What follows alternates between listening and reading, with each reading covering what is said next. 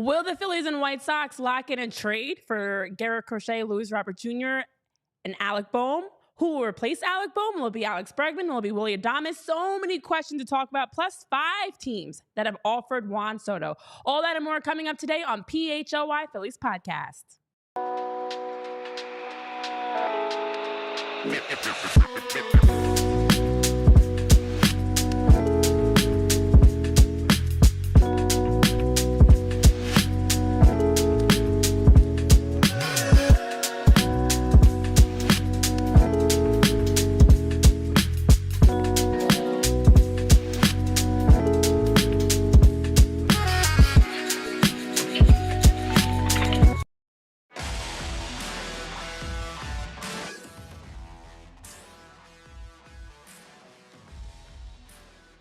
We've got rumors, and more rumors. Willy Adames, Alex Bregman, Garrett Crochet, Luis Robert Jr. Who will be a future Philly? Welcome to PHLY Phillies podcast. We've got Tyler Zulli, Jamie Lynch, myself, Renee Washington. Happy Tuesday. Happy 2 days before Thanksgiving. So happy Thanksgiving Eve. Happy to have all of you here with us as we are live in studio today. Before we're live from Reading Terminal Market tomorrow at 1 p.m. Exciting times this week because we have the holidays. We have a lot to be grateful for.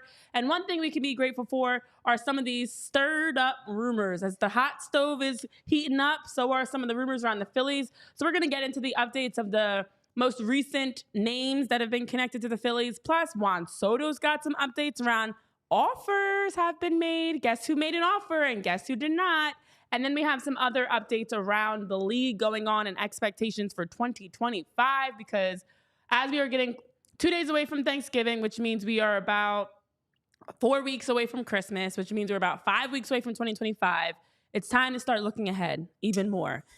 Yeah, really excited to be at Reading Terminal Market tomorrow, because that always, to me, marks the start of like the holiday stretch. Oh, yeah. Anthony and I have been doing the Reading Terminal thing for a long time now, dating back to a past life.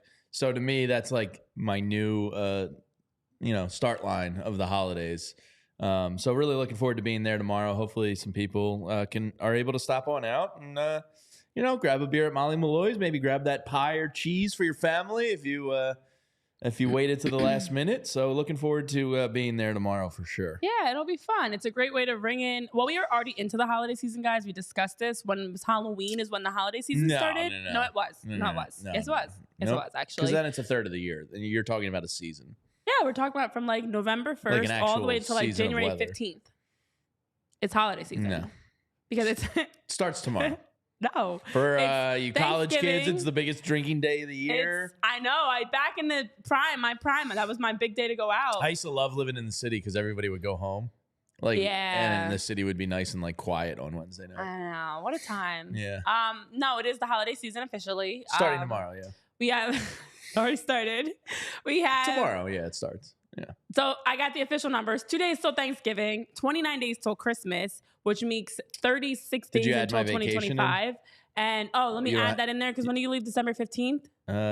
Yeah, that's a good question. So you are okay. So you're about 19 days away from your vacation. I leave on if I'm right, the 11th. Oh, dang it. I was so close. 11th through the 15th. Oh, I knew the 15th was in there. Yeah. Okay, so then that makes you have 15 days until your vacation. Wow. Wait, is that real? That's crazy. All right, so exciting times this holiday season. I didn't realize that's close. Awesome. Yeah, at least I start after Halloween with the holiday season. I don't include Halloween. Holiday season starts tomorrow. It's like pre-Thanksgiving. It's right here, official iCalendar. It says holiday season starts. No. Okay. Tim Cook blessed it. So Tim Apple says so. You got to listen to him. Boo, this man. No. All right, so because we are into the holiday season, it means that it's also time to start talking about it's Black Friday deals and some holiday deals and some steals and who's going to be moved. Well, we talked about it yesterday with Garrett Crochet and Luis Robert Jr. Just some more updates for you around those two, because it actually starts, I feel like, there.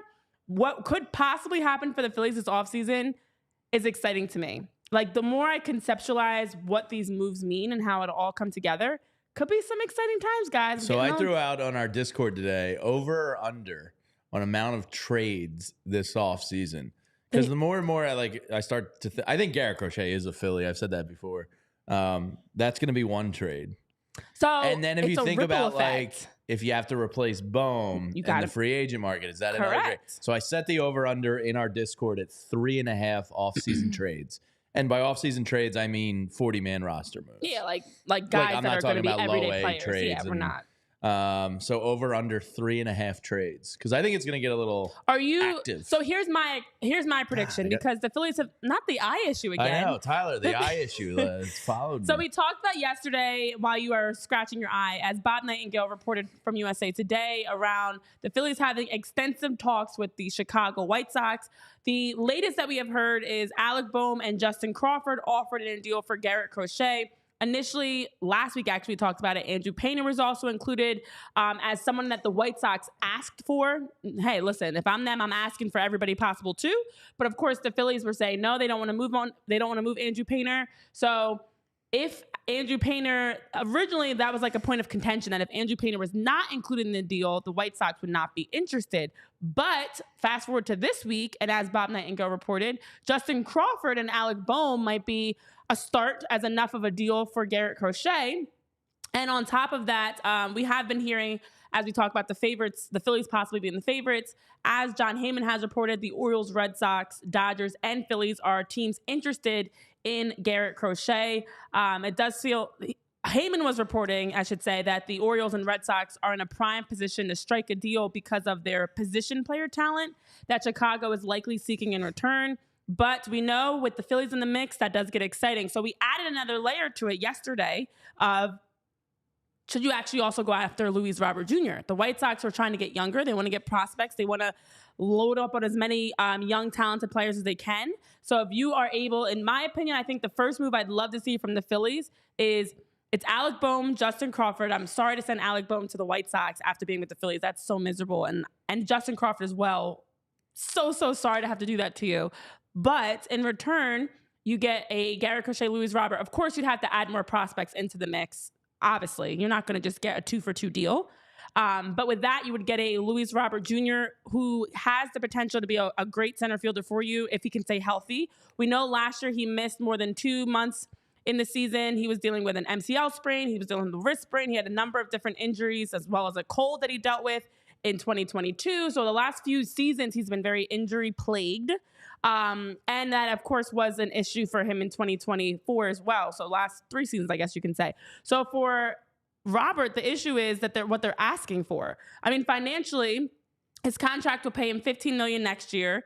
And there are some $20 million club options for 2026 and 2027 on the deal as well. So they know whatever they move for him, you're going to have to pay. I mean, when you look at the injuries alone and what you're talking about, all the luxury taxes and different things, already the Phillies are going to be paying a lot of money. But I do think make the deal happen. Whatever prospects they're interested in outside of Aiden Miller and Andrew Painter, especially if you're already going to move on from Justin Crawford, throw those prospects in the deal, bring back Garrett Crochet and Luis Robert. I think that's the first domino that I'd love to see happen. That leads us to our third baseman conversation.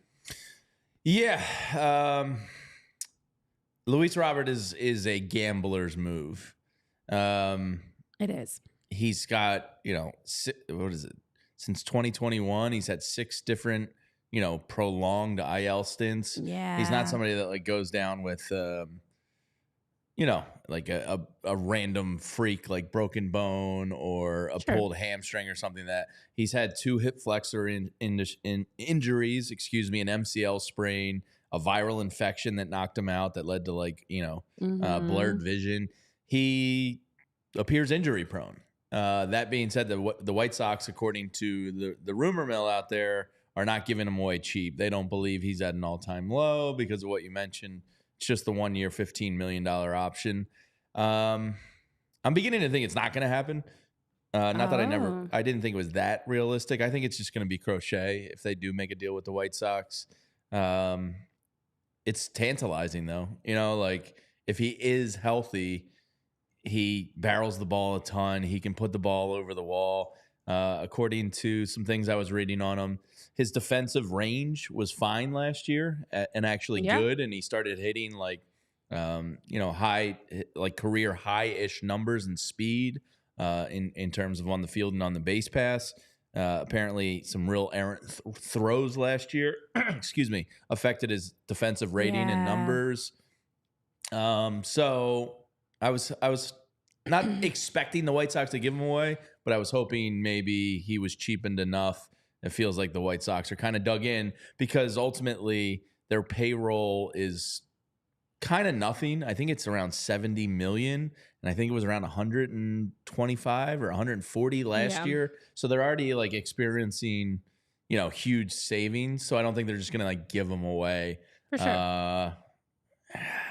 As much as I want to say yes, go get them, I'm starting to think like it's a little too risky for where the Phillies are. Well, to your point, there are GMs that have mentioned that the issue with a deal for Robert is exactly as you said, Jamie.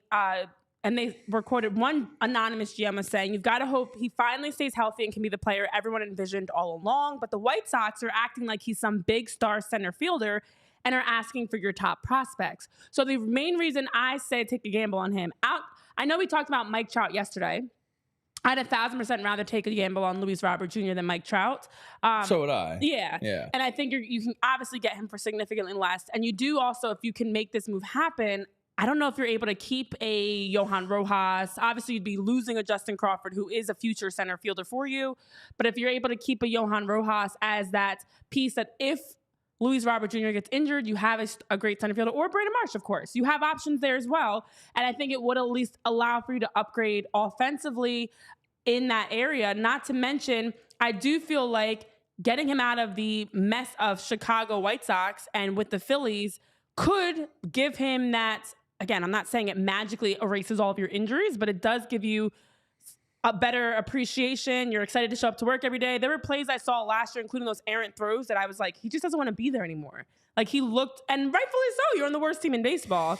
Yeah, it's not a fun place to be. Not a fun place to be at all. So I think the pure excitement, and they can manage him a little bit more with the Phillies because you don't need him to be an everyday. Maybe it requires you easing him into the season more. I think there's some options there to manage him and still be able to get him for a price that makes sense, that can help increase your offensive production and your outfield while adding in, of course, a great pitcher in Garrett Crochet. So I think Garrett Crochet to me is a lock. And I think if not, add a little extra to it. Why not be able to go for a Luis Robert Jr. if it's, I know the issue is the amount of prospects that they're looking for in return. So it makes sense prospect-wise for who they're willing to take in the deal, go for it. But if they're going to be very stingy and wanting, too many prospects or specific prospects like an Ada Miller or Andrew Painter to make the deal happen, no deal. But either way, it is exciting to think that Garrett Crochet, who we've talked about many times, should be, could be, and most likely looks like he will be a Philly, especially given the amount of reports that are coming out from various execs and GMs that it feels like the deal makes most sense for the Phillies to be able to land Crochet. Tyler, I don't know what your thoughts are on everything. Yeah, so to answer Jamie's first question, I'm going to take the under. Now, I guess maybe if we actually take the cover off the camera on the screen, Hi, that would be Tyler. good. Hello. I'm going to take the under of your 3.5. And quite frankly, I'm not sure it even gets to 3. I think you get 2. You think I should have said it at 2.5? I do. I think that 3.5 is a little. I think 3.5 is a little advantageous. I think you get one sizable trade, and I think that sizable trade does end up being a Garrett Crochet conversation. I think there is a smaller one to be made as well. Maybe you're bringing in a bench piece or a mid-tier reliever or a fourth outfielder or something along those lines where you feel comfortable dishing out your 25th prospect for, or something along those lines where it's impactful enough, but it's not a huge move. I think I'm going to take the under on that. I also don't think if a trade gets made for Garrett Crochet, I don't think Luis Robert is attached to it. I think that it's going to end up. I think they're individuals. I think it's. I don't think Luis Robert ends up being moved. I don't think teams are going to give what the White Sox are probably going to push. Do you think they'd be willing to lower their asking price a little? They should be because of the injury history. Right. It seems like they want to move on from him. And they actually, some reports indicate, I think it was Bob Nightingale that actually mentioned, and a couple other reports were saying they want to move Luis Robert Jr. first. Like before even a Garrett Crochet deal happens, he's the first piece they want to move because of the injuries, because of the contract. Sure, and I'm not saying that the one happens before the other. Like Crochet happens before Robert. I think that you're going to see a separate team acquire Robert, and then I think you may see the Phillies end up with the premier offer for Garrett Crochet, whatever the offer may end up being. But I think 3.5's a lot. I would say you're looking at probably one larger scale move and maybe a smaller one. Yeah, I think to the point that would make me feel like they're not going to be able to get a Luis Robert Jr. is if the White Sox are already asking for a few more prospects for Garrett Crochet, in order to make that deal happen for Luis Robert Jr., they're going to ask for even more, like a plethora of prospects. So let's say they're already asking for Justin Crawford, Alec Bohm, and one other prospect for Garrett Crochet. Done. In order to make a deal happen for Luis Robert Jr., how many more prospects you have to add into that trade? So I think it'd be, do the Phillies trust, as you mentioned, the gamble? We've all talked about the injuries and, of course, the value of a Luis Robert Jr. Is it worth that gamble to bring him in knowing you might have to deplete some of your top prospects versus just getting Garrett Crochet and you get a balance of both, and that absolutely fills a need. So the first domino does feel like we're all in agreement. Garrett Crochet absolutely should be the first trade that happens for the Phillies. And then from there, if they get Luis Robert Jr. or not, there is a second trade that should and could happen. And we'll talk about that right after this quick break.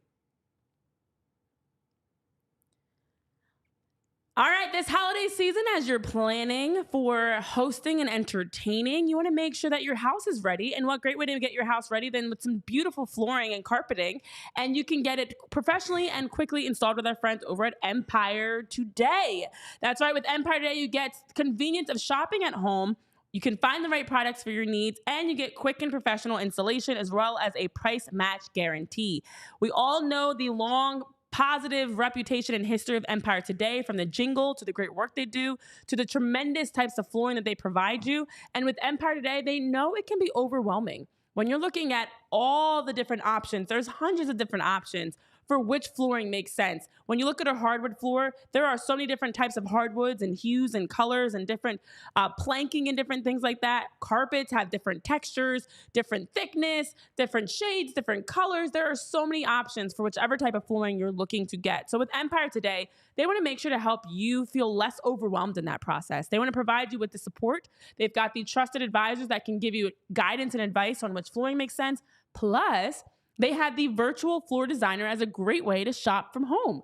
That way, as you're trying to envision what that flooring will look like in your house, you don't have to do it in your head. You can do it on your phone by easily snapping a picture of whichever room you're looking to get that flooring in and being able to see how the new floors would look in your room. So shopping for your floors don't have to be overwhelming. It should be exciting. It should be fun. And with Flooring at Empire Today, they live and breathe flooring. They want to make sure you're confident, you're getting honest, upfront advice, and you're feeling good about whatever it is that you're choosing. They really pride themselves on providing that great convenience of shopping at home, but also the great support and customer service so that you can find the floors that make most sense for you and your family.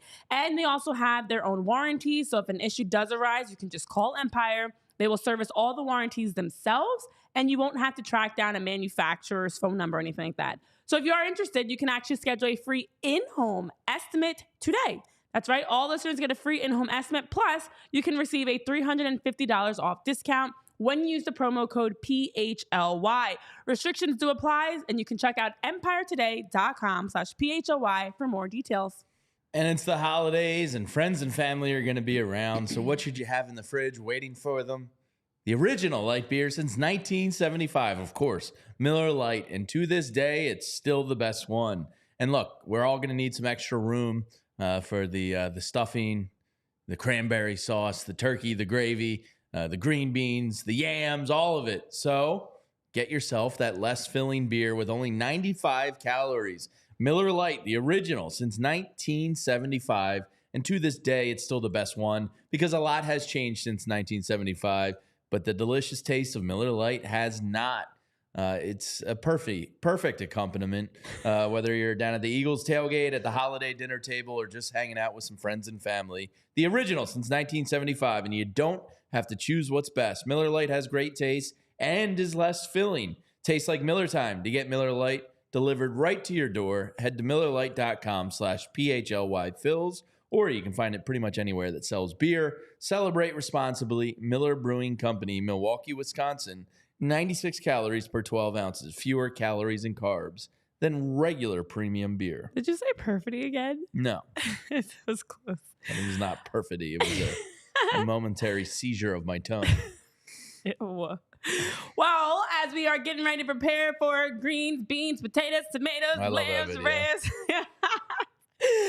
Let's also talk about another move that could happen, because if the first domino does fall and the Phillies end up trading Alec Bohm and Justin Crawford, I know in the chat you guys are giving all your thoughts about who they should go after. I see names like Blake Snell getting brought up in the chat, and some others like Roki Sasaki and other players that are on the market. Plus, I know some of you, and I agree, I know it's difficult to think about moving on for Bohm and even Crawford, especially with Bohm how much talent that we're expecting from Justin Crawford in his career. I do feel like Alec Bohm is gone. And if Alec Bohm is gone, then who becomes the everyday third baseman? So the next domino that could fall for the Phillies, as we talk about potential trades, I think they're a lock for 2 trades, because if Alec Bohm gets moved, I don't see him getting moved for a third baseman. I see him getting moved for a Garrett Crochet type, which means you have to make another trade given the free agent market. Now, there is a free agent that we've talked about, or a couple free agents that we've talked about that are some good options, but not great options. So we've heard the rumors. Alex Bregman or Willy Adames have been 2 names that the Phillies have been, quote, very interested in. And this is Bob Nightingale as well. Yes. Bob Nightingale also reported that let's start with Willy Adames. Bob Nightingale also reported the Red Sox are very interested in Willy Adames. Now, Willy Adames, as we know, we talked about this on the show previously, has been open to moving positions. So third base, actually, reports have indicated, has been one of the positions he's open to playing, because he wants to increase his market, increase his potential asking price as well. And then also Bob Nightingale did say that the club is making Bohm available and is expected to look to free agents Alex Bregman or Willy Adames if they succeed in trading Alec Bohm. So between the 2 of them, you've got 2 good options. Now, start continuing with Willy Adames before we get into Alex Bregman's numbers. Specifically, he is someone that I if I had to choose between the 2, I think makes a better sense in that sense. I like the versatility that he adds. I also like, for Adames, he'd be somewhere between a $150 to $200 million move to sign him, and cha-ching. But with Willy Adames, in fact, let me double check. He's what he's at in terms of age. I do think that you're getting a... Is he 29? Yeah, 29, confirmed. Yes. Yeah. You're getting a 29-year-old Willy Adames that you know can play third base, can play shortstop. Obviously had a great season last year, hitting .251 with 32 home runs, 112 RBIs. Was a big offensive piece for them. He is a .248 overall career hitter with 150 career home runs. And for him, I think that he'd be a great piece of the versatility alone. I like the fact he's going to cost you money. Either of them would cost you money. But I like the fact that you would get a versatile piece that, if needed, to slot him in the shortstop, for whatever reason, I'm just saying, you could do that. On the other side, for Willy Adames, as we've talked about before, he's got a very high asking price as well. And so I know we've mentioned, are the Phillies a good fit for him? Would that actually make sense? So for him, there's speculation he could be about a $30 million a year player. Ken Rosenthal did say that Bregman could be pushing a similar contract actually to Manny Machado's 11-year, $350 million deal. So that would absolutely put the Phillies in some really high expensive territory to have Alex Bregman, Trey Turner, and Bryce Harper be players that are already over that $300 million spot. Plus, of course, Zack Wheeler, who's going to be making $42 million this year. I know Todd Zalecki was mentioning that as well as not making sense. Alex Bregman is going to cost you. Both players will cost you. But out of the 2, when you look at the numbers, when you look at the price point, when you look at what they would add to the Phillies, which one would you prefer that the Phillies make a move for? Probably Willy Adames with the money and age factor in it. Apparently, the Astros have offered Bregman a deal. There's the qualifying offer attached to Bregman as well, which costs you $1 million and a second and fifth round pick. And by the way, he's already declined that. QO. He and Adames have both already declined their qualifying offers, which of course makes sense. So, you don't get a ton there if Adames declined his. But he's just probably going to be cheaper. Bregman's talking, he's a Boris guy, so there is that relationship there. But I don't know. I feel like they're going for the kill on Bregman, and I'd rather gamble on, not that it's, gamble on the position change with Adames rather than Bregman. Tyler, your thoughts on the two? I think of the two, I probably also would prefer Adames. Now, you brought up the question mark of this whole thing would be a positional change, right? Yeah. And we talked about this maybe a week ago, maybe 2 weeks ago, whatever it was. Elite level defense in 22 and 23, and then a really weird defensive decline in 2024. Does that carry over? Does he bounce back to the shortstop that he was in 22 and 23? Does it have an impact on a positional change? All of that, of course, is a question mark for a guy who probably a little bit of risk involved. Probably is going to get $30 million a season, and deservedly so. We know what the offense brings, right? The offensive numbers are not a question mark at all. Like, if you're looking strictly for an offensive guy, like, this is a dude that's hit, about 120-ish home runs in the last 4 seasons. But especially since coming to Milwaukee, the power really surged. RBI numbers are great. Gaps hitter, 25 or more home runs each of his 4 years with Milwaukee. And by the way, the first year was 26 in only 99 games. Does strike out a decent bit. Struck out 173 times last year. OBP is fairly good compared to his average, right? He's about a 240 to 250 hitter on any given year, and the OBP is about 310 to 330 over the last couple of seasons. So if you're talking about a guy whose OBP relative to his average is about 100 points higher, you're going to feel pretty good about the slugging. You're going to feel good about the power numbers. I think you'll probably live with the strikeouts. There are question marks for both of these guys. Yeah. Bregman's declining numbers. And they're expensive. Right. Yeah, That's the thing. You're talking about $30 million for Bregman's declining numbers, Adames with a positional change. I think if you're asking me just the two of them, I would prefer Willy Adames. If you're asking me with price points involved and other players included, I still want Ha-Sung Kim. Yeah, who's been linked. I forget the last team I had him connected to, but it's great points you guys bring up. I know in the chat that you guys are talking through who you prefer, and it was mentioned, Steven Garrison, you're saying you heard Bregman was willing to move to second as well. Yeah, he's actually willing to play, it says, any infield position is what he's been reported saying, and open to moving, just trying to expand his possibilities for which teams would target him, especially since there aren't as many teams looking specifically for a shortstop. But I know it was mentioned that Bregman obviously has the postseason numbers. But as Ray is saying, Bregman's also not worth Machado type price point. That is an extreme overpayment. I do agree with you there. And then it was Steven that you were saying that you prefer Bregman because of his postseason numbers. There's a lot of factors to, of course, consider here. And so price point being one of them, not our money though, but obviously the Phillies do already have a very limited amount financially that they could really have in terms of wiggle room. And statistically, both guys do give you a lot offensively. But as you're mentioning, Tyler, we've talked about it for Bregman, the aging factor, the regression factor. Is it worth paying that much for a guy who you don't really know? Forget even just baseball time-wise, but like how much you're realistically going to get out of Bregman. It does feel like he's taking a regression offensively, and Willy Adames does feel like he's moving in the opposite direction, but that also would require a position change in addition to that. So some factors there. I do feel like Alec Bohm, to be honest, is, because we know him, the most quote-unquote trusted, stable choice of the three for third base.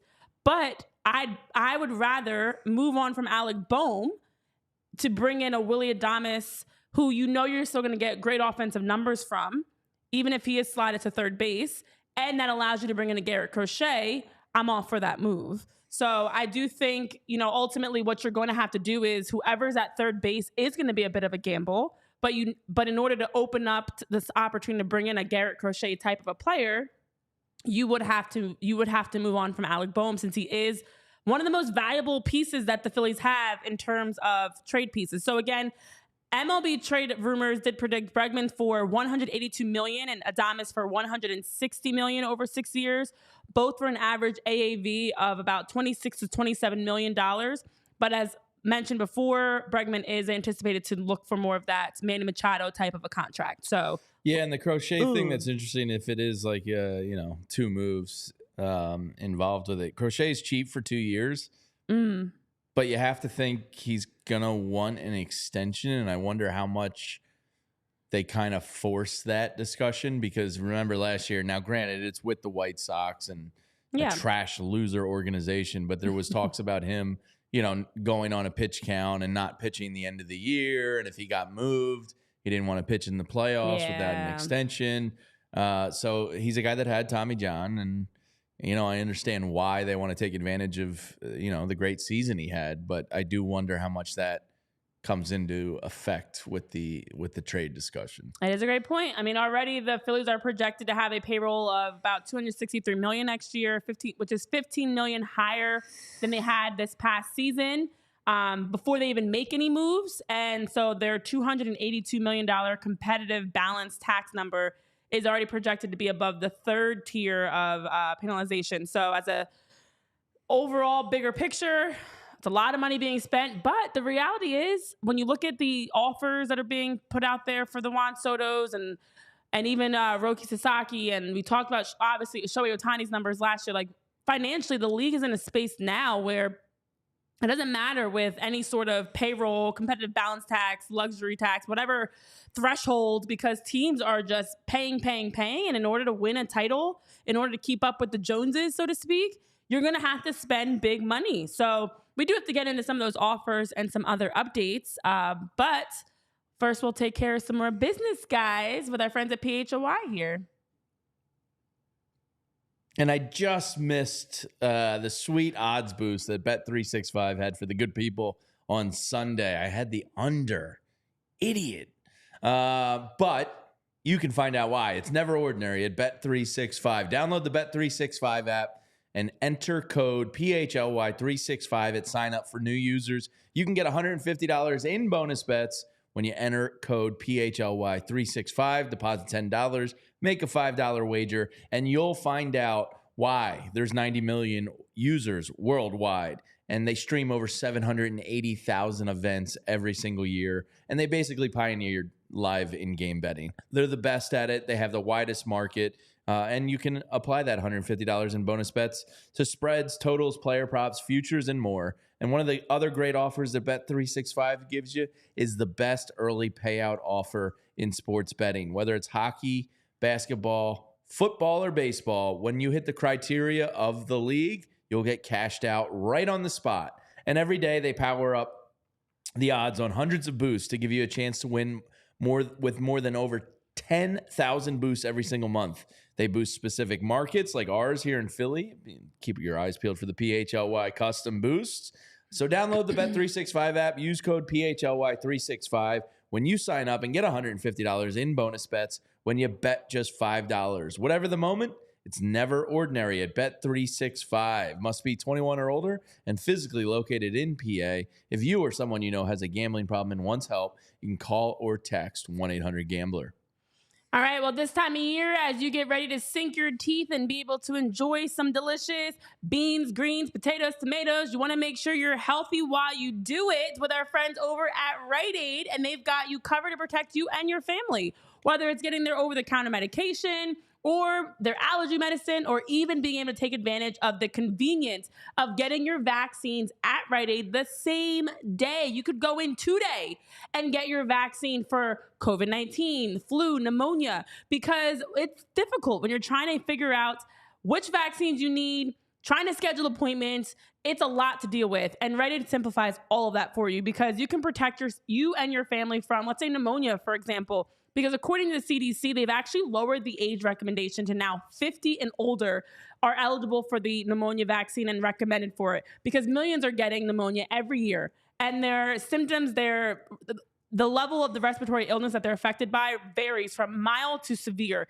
You don't want to take that gamble. You want to make sure you can be healthy. And knowing that you get the vaccine, knowing that you are protecting you and your family from any serious complications will help you be able to enjoy these moments, the holiday season that we are in currently.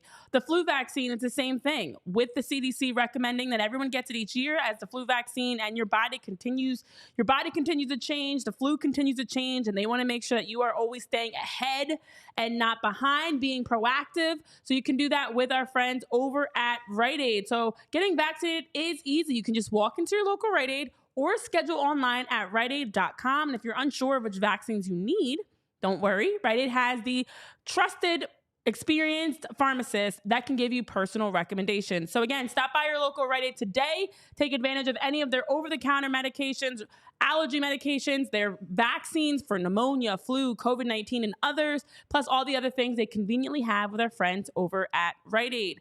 All right, so as we are talking through potential moves for the Phillies, we've got definitely 2 possible trades. Jamie, you seem to think there's going to be a third. The reality is there are some other names, even like a Luis Robert Jr., but Devin Williams has been brought up, others that teams are expecting won't be moved until closer to the trade deadline or after the All-Star break. So that is the reality. Some teams might feel like they're not going to get the offers that they're looking for in the offseason and wait until in season to see if they can get a better deal for these guys. So I know Robert was one of those names brought up as someone that if the White Sox don't find middle ground now, they will wait until, prior to the trade deadline to make an in-season move for Luis Robert Jr. But there is one guy that has offers right now, and 5 of those, that is, and that is Juan Soto, because of course it's time for our Juan Soto daily update for the sweepstakes. We are officially out on Juan Soto here in Philly. It's not happening. No, I don't think so. But it's still good to know what's going on with Juan Soto. I don't think it's happening, but I don't think they're out on him. Okay, that's fair. It's still good to know what's going on with Juan Soto, because if he doesn't go to the Phillies, it's important to know where he possibly is going to land. So it was reported first by Randy Miller, and various reports have also come out and confirmed it as well, that there have been 5 teams that gave an offer to Juan Soto: the Boston Red Sox, the Los Angeles Dodgers, the Mets, the Yankees, and the Toronto Blue Jays. And we knew that was coming because we've heard teams have been meeting with Juan Soto. Reports came out that nobody had officially given him an offer, but John Morosi reported it, Randy Miller reported it, that now the 26-year-old, God bless you, Tyler, now has been getting the next step of those meetings, which is getting offers. So with the timeline expectation that various reports have said, it does feel like we're going to get a Juan Soto deal happening early before the winter meetings begin, or even during the early part of the winter meetings. That is the expectation. That's going to be more, quote, aggressive, as GMs and execs have said at the winter meetings, which to me means Juan Soto is going to be off the board. The Phillies, of course, if you heard that 5, were not listed in that list of teams that gave him an offer, because allegedly they haven't even met with Juan Soto. Spin zone, those meetings meant nothing. You know what I mean? Like, if you're the Red Sox and the Mets and you're pitching Juan Soto on your prospects, like, I get that you want your club history. Yeah, like what? What a waste of time. You know what I mean? Like, that means nothing. What's going to matter is the money. And I don't think it's a huge deal. We kind of talked about it last week when it happened. I was like, I was laughing at the Red Sox. I was like, come on, you're going to sell Juan Soto on your prospect list and your farm system? That doesn't mean anything. Are you going to put up $650+ million is the only thing that matters. I still think he goes to the Mets, because I just fear he's Steve Cohen's white whale. They want to build that, huge sports complex out in Queens and, $1 billion plus area. And it's kind of like when the Phillies opened Citizens Bank Park. They went and got Jim Thome because they wanted to make this a place where, baseball mattered. And I think Juan Soto is that for Steve Cohen. So I still think that's what I'm afraid of. And I doubt he's a Philly, but I don't think the fact that they missed the meetings really means much at all. Because, what are you selling Juan Soto on? Eduardo Tait? Oh, guess what? In 4 years, you're going to have this catcher who's 22 and amazing. And don't worry, the talent's going to be there to come up with you and just keep the good times. Like, come on. That's kind of... Or the history of Philly. Like, come on. Juan Soto, in his phone, has Kevin Long, Kyle Schwarber, Bryce Harper, and Trey Turner. And he can go, hey, you guys like playing there? Oh, you do? Cool. Okay, tell your boss to give me a competitive offer, and I'll consider it. That's all it takes. Like, he doesn't have to come here and hear about prospects and what City Connect jerseys are going to look like in 2031. Like, that doesn't mean anything. That's just all pomp and circumstance. So I still think they're in on it. I still think it's unlikely that it happens. But who knows? Maybe John Middleton gets nuts. Maybe. I don't know if that's going to happen either, because John Middleton did say, and I know we talked about it yesterday, but if you missed it, he was saying, I'm afraid Juan Soto wants to be in New York. And I don't mind being a stalking horse, but I get the feeling we'll probably say, you know what? will probably not win this. So it does feel like it's anything is still possible. Obviously, I'm not going to say they're fully out of it, but I never really thought they were fully in it either, to be honest. It does feel like he's going to be a Met. And unfortunately, I think other teams, I know, Lisa, you're asking how the Dodgers have money. The Dodgers allegedly, well, we also know Shohei Ohtani's deferred contract, but in addition to that, they have been freeing up some money. They aren't apparently the front runners for Roki Sasaki as well. The Padres are. And then on the other side of that, a team like Boston is a team to keep an eye on this offseason because there have been various reports, including a GM that said they've been very outspoken about their intentions. There's no way you talk that way unless you're absolutely sure you're signing one of those guys. I wouldn't be surprised at all to see them announce they've got one of those guys pretty soon. They're pretty confident. And those guys, in addition to Juan Soto, are Alex Bregman they're looking at, Nolan Arenado, Willy Adames, Blake Snell, Max Fried, Corbin Burnes, pretty much everybody. Rafael Devers. They're looking to free up some space and move on from outfielder Masataka Yoshida from my fantasy team to open up about $55.6 million on their that's left on his contract. They're making some moves apparently. So Boston is a team to keep an eye on because they are apparently being very aggressive after missing the playoffs yet again this season. So they're actively going after not only Juan Soto, but they want to bring in 2 starting pitchers, they were saying, of Corbin Burnes, Max Fried, or Blake Snell, trying to sign 2 of those guys. So, yeah. I'll believe it when I see it with John Henry. They used to be one of these big boy spenders, and then they gave away Mookie Betts for nothing, and they should rot in hell. Because that's just not fair. What do you mean, dude? Jeter Downs. Yeah. He was supposed to be the greatest player Alex ever. Verdugo. Look, He's named after Derek Jeter, Jamie. That's all you. He passes your name test, right? Alex Verdugo just got linked to the Braves potentially because they're looking for a left-hander. Who was the third player in that deal? Anybody remember? I cannot remember now. So I'll believe it when I see it with the Red Sox. They used to be good, and now they've been cheap. Yes. So, right. It was Connor Wong. Gets you nothing. It gets you nowhere. So I'll believe it when I see it. But I do think they are going to upgrade and spend some money. I just don't know if it's like Corbin Burnes level of money. Well, apparently they're trying to get 2 big splashy moves to happen. So we'll see what happens there. Some other news around the league before we get into our random Philly trivia of the day and get tortured by our very own friend, I guess you can call him Tyler, who likes to torture us with trivia. There are no friends in trivia.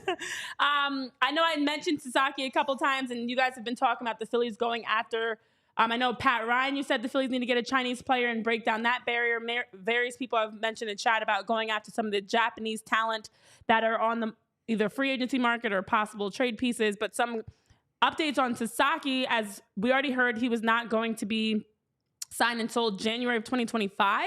Well, now it does feel like San Diego is the front runner for him. The Padres have, with Yu Darvish, they already have a built-in, as they said, a mentor for him, and he could be the superstar talent that could be the face of the Padres versus going and being, this is actually what reports have indicated, being, quote, in the shadow of Shohei Ohtani and Yoshinobu Yamamoto with the Dodgers. So he wants to be the face. He wants to be able to help bring more Japanese fans and culture and stuff to a team, but he also doesn't want to be in the shadow of, Ohtani's a very big name to be in the shadow of. That actually does make complete sense to me. And also just financially what that could possibly mean for him. So I actually kind of think he might be going to the Padres and not the Dodgers, which is originally where I thought he was a shoo-in to go. Every Japanese player is not going to want to go play with Ohtani and Yamamoto, which is weird to say. They want to make a lane for themselves. And with the Padres being a team that's right on the doorstep, was 1 win away from getting to the NLCS, was 1 win away. They are a team that I think it actually makes sense for him. Yeah, apparently him and you are tight. The Dodgers can't get everybody. Correct. Somebody's got to not go to the Dodgers. Every time I'm reading beat reporters around the country and the rumor mill and this and that, it's always the Dodgers involved. They can't be in on every. It just seems like they've told every agent out there, hey, just keep our name involved with every single free agent of substance. So they're not going to get everyone, and I hope they rot in hell. Why is everybody? It's the holiday season, Jamie. Be nice. Sorry. Be nice. So yeah, the 25-year-old, he's under 25, excuse me. So that's partly why there's the delay in. Well, a franchise can't really rot in hell, so it's kind of just like a tongue-in-cheek thing. Okay, yeah, I get it, but you're supposed to be nice. It's a season. Yeah, but it's a franchise. It's not like I'm calling out an individual. Okay. It's this like non-being, so they can rot in hell. Okay. But I won't back down. Oh, that's fine. That's totally fine. But yes, if he does, he is expected to sign around January 15th. Somewhere in the neighborhood of $7 million is what Sasaki's projected to get. And the Dodgers could afford him, of course, because apparently they can afford everybody. But he does want to share a clubhouse with his idol, his mentor, his friend, Yu Darvish. So the 23-year-old is one to keep an eye on. He is not going to be going to the Phillies. So anybody that mentioned why aren't the Phillies going after the Japanese pitcher, he's not going to the Phillies. Some other updates for you guys really quickly to rattle off in some news. We do have the Astros as they were actively trying to lock in an Alex Bregman. Looks like they're also in some talks with some other guys like a Verlander, Jamie. The Astros are another team I'm sure you're going to say they can also rot in hell. Okay, there it is. That's fine. Now that's fine. They can go first, actually. Rotten cheaters. Jeez. Okay. So that's that. Yeah, I think Bregman stays in Houston, by the way. Oh. Yeah. We'll see. They had some rumors that he was going to go to Detroit. That's apparently the front runner now that Bregman can go to, but we'll see. But again, got to put up. I'll believe it when I see it, right? Like spending money like that. If you're offending Scooble with extension talks, am I to believe you're going to go spend $200 million on Alex Bregman? Yeah. Wouldn't you rather lock up Scooble than Bregman? I would think so. The homegrown like gem. Yeah. I mean, Scooble is there are some discussions around him for a 7-year, $175 million projected extension, which is rightfully deserved, that and more. I do think if you had to put on the totem pole of priorities, I would like to think that Scooble is a little bit higher than a lot higher than locking in Alex Bregman. And I don't know that Detroit would be a team that would pay a lot of money, to be honest, in making things like that happen. So interesting thing to keep an eye on. The Corbin Burnes, and yet another offseason of watching him, of where he's going to go. The Blue Jays are a team that keeps dangling the carrot out for everyone, and nobody takes the bite. But they also have been interested in not only Corbin Burnes, but our possible future Philly, Anthony Santander. So some other names to keep an eye on, Jamie. There's some other nuggets that I know you have in there as well that are happening around the league. Yeah, just rumor mill stuff out there. The Red Sox are rumored again. They're apparently pushing in a little bit. They're talking about the possibility of putting Rafael Devers at first and getting involved with the Nolan Arenado trade discussion there. So if they don't get a Bregman or an Adames or somebody at third, I guess that option is on the table for them. Makes sense. He's a rotund fella. He can go play first. Isn't that one of the requirements? The Yankees apparently are interested in Walker Buehler. Yeah. Do you know what movie that's from? Bueller. Yes, I know what movie that's from. Did you think you were going to stump me with that one? No, but I don't ever do that to you. It's from old school. I just quote a movie and let it roll, but you're the one that's always like, yeah. Okay. Yeah. Just getting you back. Let me stump you with Ferris Bueller's Day Off with the name of the guy in the movie. Every time we talk about Walker Buehler, I just feel like you can't talk about him without that movie. Other Yankee rumors out there. Harold Reynolds apparently just said today. Now, he's not a reporter. This is more just like a vibe shooting from the hip thing. He thinks the Yankees could get involved with Cody Bellinger and making him a first baseman, which is an interesting one. And you have to figure if they do lose Soto, they're going to have to replace some bats in that lineup in a big way. They were going after Pete Alonso, allegedly. So again, if Soto goes to the Mets, then the Yankees go, okay, we'll take that stupid polar bear. I mean, Cody Bellinger has played almost 350 games in his career at first base. So, it's not like he's a stranger to it. No. I mean, I know he's mostly played center field in his career. Of his, 1,000 games played, 500 plus have been in center field. And how old is Bellinger? 29, 30? I think he's 29. Yeah, he's not super old. He's 29. He'll be 30 in July. Nailed it. So that could make sense with the Yankees there. Yesterday, or 2 days ago, did we talk about Kikuchi? No, we didn't talk about Kikuchi. Yeah, the Angels are the team out there signing all the mediocre players and just doing it early and kind of getting their roster set. They gave Kikuchi a 3-year 60. I didn't write it down. 66 was it? 3-year, $63 million. 63. Yeah. Looked really good with Houston when he was there. Had a 5+ ERA before the trade deadline. What are you going to get? The Angels are a place that players go to die. Congrats on getting paid. But you're not going to be playing any meaningful baseball anytime soon. But good on you for getting a pretty nice deal. That's more than I would have paid for a Kikuchi. Not for a Kikuchi. I mean, yeah. I just cannot. Tyler, would you have paid that for a Kikuchi? Stop saying a Kikuchi. No? Am I supposed to respond to you? We're talking about a baseball player. So here's the thing. You brought up a pretty viable point, right, Jamie? He was not very good in Toronto this year.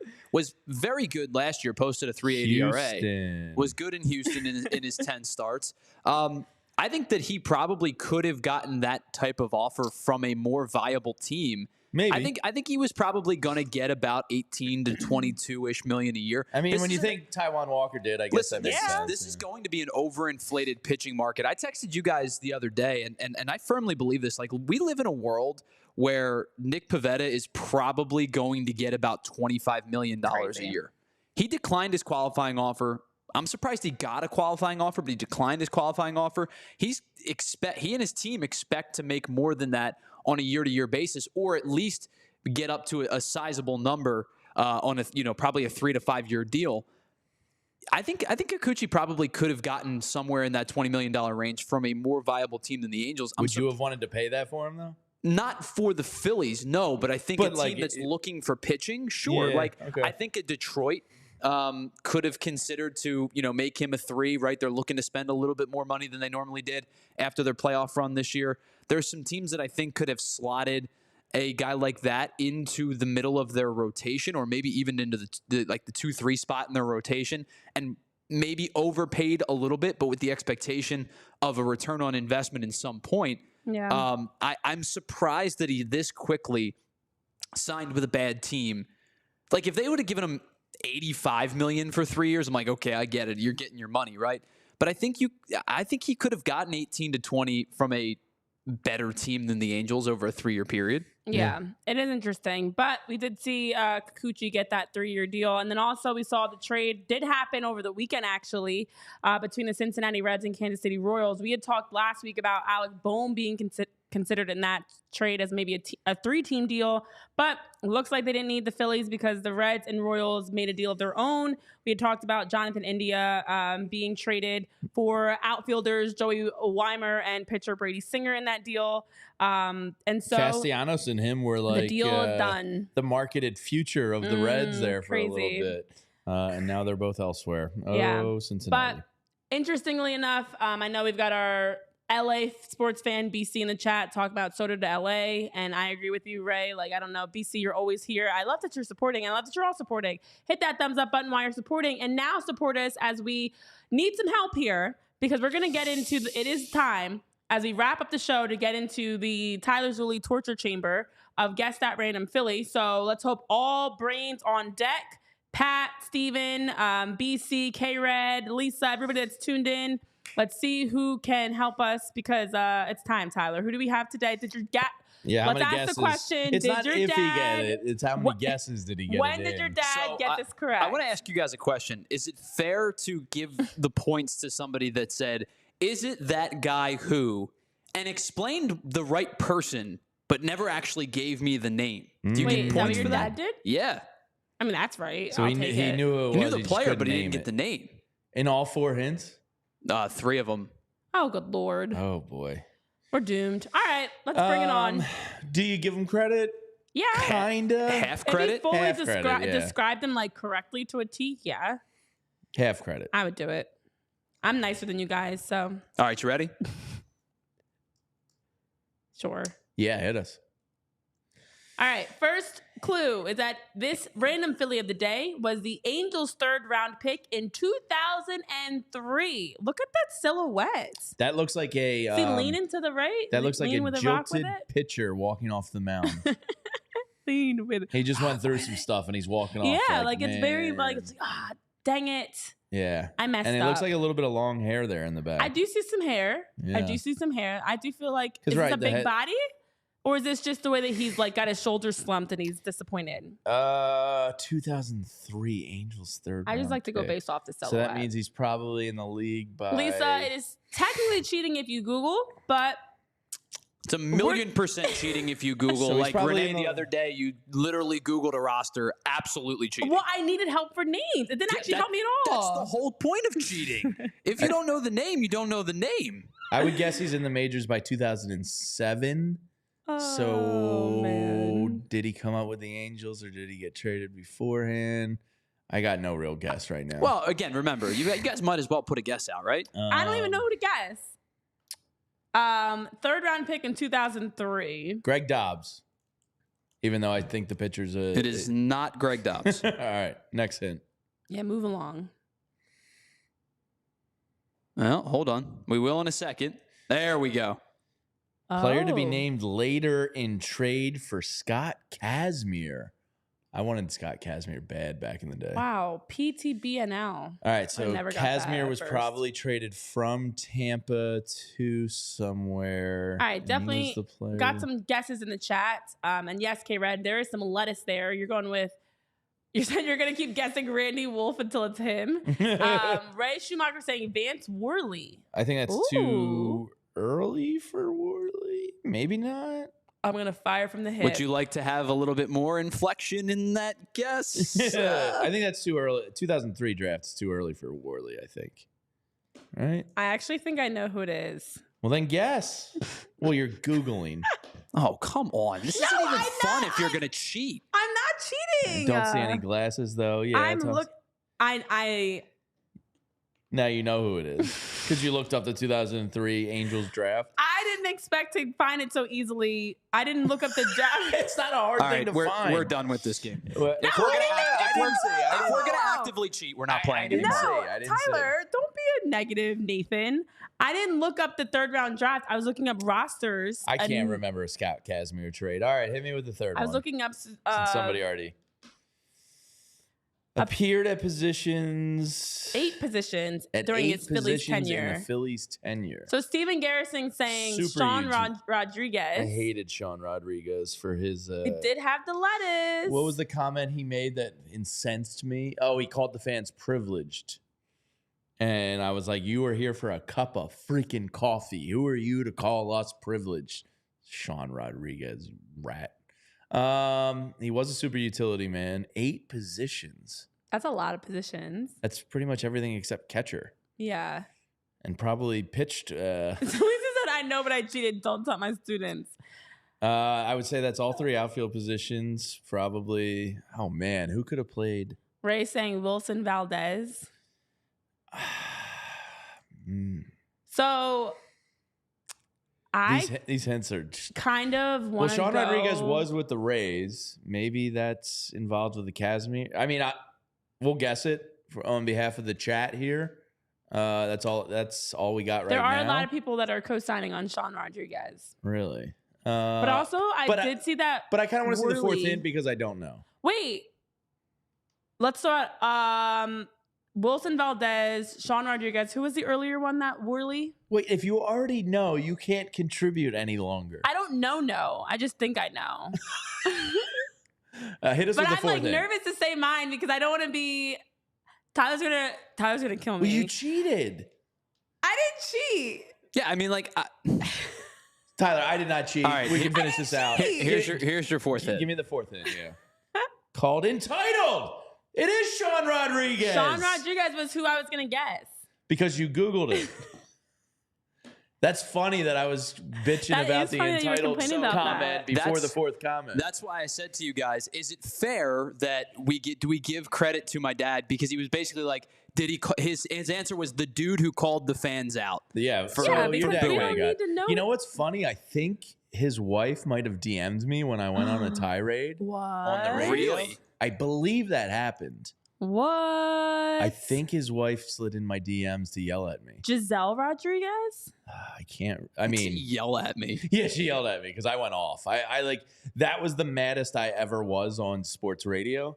I thought I was like, you could probably text. I don't know if it was Salchunas or Egan. And by the way, thank you to everybody that was viewing on Samsung, Xfinity, Zomo, and Roku. You can continue watching the show at allphly.com. I erupted that day when he called us entitled. Sean Rodriguez is a name I will never forget because of how mad I allowed myself to get over his comments. By the way, guys, Jamie, you were correct. It was a picture of a spurned pitcher at the time. Yeah, he was in the picture. It was on the body. That game. Yeah. That's funny. He was their red flag or their white flag pitcher for a while. When they would wave the white flag, he would come in. And Steven Garrison, shout out to you for guessing that correctly in the chat. You got it first, and then got people thinking about it. Giselle Rodriguez, if you're watching, Jamie's not saying sorry. I'll never apologize. You were here for a cup of coffee and called us entitled for booing. And you sit through a decade of baseball that we did and call us entitled. Ha! Oh. Yeah, it really incensed me. Yeah, people were not happy. No, it's not great. It's not great. But that was a good one, Tyler. That was a really good one. Steve said he was at the game the next night after he made those comments. Yeah. What a time. So my dad's exact comment was, it's the guy who started bleep with the fans, isn't it? Yeah, it was like, who are you to like go at the fan base? Like, what are we doing here? Some people just need to, pipe down, and a guy that's here for a cup of coffee, maybe should be one of those guys. Yeah. Don't do something to acquire. What was the Scott Kazmir trade? Yeah. So he was the player to be named later that sent Scott Kazmir to the Angels. Okay. And then the Rays acquired Sean Rodriguez. He ended up spending 5 years with Tampa, I believe, 2004 through the middle portion of 2000. Wait, this may be backwards. This can't be right. Oh, because I'm on Scott Kazmir's account. Never mind. Okay. Scott Kazmir was traded midway through the season for Sean Rodriguez, sent to L.A. And then L.A. He was in Tampa for 5 years, and then he went to Pittsburgh, and then bounced around. Do you have the positions he played while here? Yeah, he played. He was every position except catcher. Okay, he did not catch that year, but he played every position except catcher in 2019. That's crazy. Him and Wilson Valdez both pitched. He played. Here we go. I'll give you the actual rundown. I know we got to get out of here. He played 24 games at third, 14 games across the 3 outfield positions, 11 games at short. He pitched twice. He played 1 game at first and 3 games at second. Wow, man. What a time. Well, our halls smell of pulled pork, and I think we have to go eat it, Renee. I think it's time. It's time to go eat. It smells good. We have our Friendsgiving here today, so I'm ready to go enjoy. The whole crew is out there probably looking at the pulled pork. Like, and they are waiting for us. So we should go. Nice. We should go. We got to be nice and go. Nice. You think they're nice? Yeah, nicer than you are today. I don't know if Andrew can wait. Like, he might be in that pulled pork already. He's probably on plate number 2. So hopefully you guys have been are ready for tomorrow's fun activities, because we'll be back live at 1 p.m. So later than usual, 1 p.m. we'll be live because we'll be out at Reading Terminal Market here in Philly. We have all of our shows at Reading Terminal Market, starting with Anthony Gargano's show and then all following suit. So you guys can come hang with us at Reading Terminal Market all day tomorrow and have some fun. As Jamie keeps always saying, give us high fives, shake our hands, drink some beer. Go Birds. Go Birds, all the things. So we look forward to seeing you guys tomorrow before we have our Thanksgiving Day off and enjoying the holiday season. So thanks so much for tuning in to another edition of PHLY Phillies podcast. For Tyler Zulli, Jamie Lynch, myself, Renee Washington, have a terrific Tuesday, and we'll see you back here tomorrow for more at Reading Terminal Market. See ya. We all silly like the mayor.